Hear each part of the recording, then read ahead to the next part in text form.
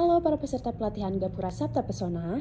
Pada kesempatan kali ini, kita akan mempelajari mengenai membangun organisasi kepariwisataan daerah dalam program Gapura Sabta Pesona yang diselenggarakan oleh Dinas Pariwisata dan Kebudayaan Provinsi Jawa Barat. Dalam pembelajaran kali ini akan disampaikan beberapa materi. Yang pertama, konsep dasar organisasi kepariwisataan. Dalam pembelajaran ini diharapkan para peserta mampu memahami definisi dan fungsi dasar organisasi kepariwisataan, menjelaskan peran strategis organisasi dalam pengelolaan destinasi, menerapkan prinsip kelembagaan kolaboratif dalam konteks lokal, mengaitkan bentuk organisasi dengan kebutuhan spesifik daerah. Jenis-jenis organisasi kepariwisataan.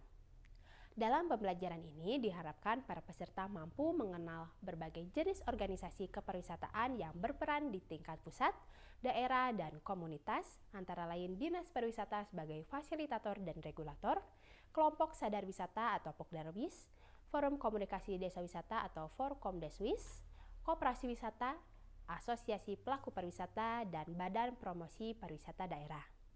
Selain itu, juga untuk memahami peran dan fungsi masing-masing organisasi, menganalisis kekuatan kolaborasi antar organisasi dalam pengelolaan destinasi, jenis-jenis organisasi kepariwisataan saling melengkapi dalam peran regulasi, pemberdayaan, promosi, pelayanan, dan advokasi, memahami dan mengoptimalkan potensi mereka akan memperkuat struktur tata kelola destinasi pariwisata berbasis kolaborasi. Langkah-langkah pembentukan dan penguatan organisasi kepariwisataan.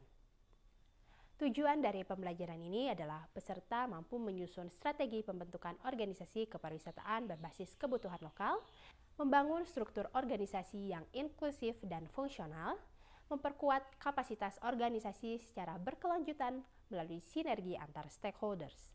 Pembentukan organisasi kepariwisataan bukan sekedar formalitas, tetapi harus berbasis kebutuhan, inklusif, dan diarahkan pada keberlanjutan. Penguatan kapasitas, struktur yang sehat, serta koordinasi lintas sektor adalah kunci keberhasilannya. Strategi pembinaan organisasi pariwisata oleh ASN. Tujuan dari pembelajaran ini agar peserta mampu memahami peran strategis ASN dalam pendampingan organisasi kepariwisataan, merancang strategi pembinaan kelembagaan yang efektif, adaptif, dan berbasis kebutuhan, mengembangkan sinergi antara program pemerintah dengan kekuatan lokal secara kolaboratif. Pembinaan organisasi kepariwisataan tidak dapat bersifat satu arah. Diperlukan peran aktif ASN sebagai fasilitator perubahan kelembagaan dengan pendekatan yang inklusif, berbasis data, dan berorientasi pada keberlanjutan.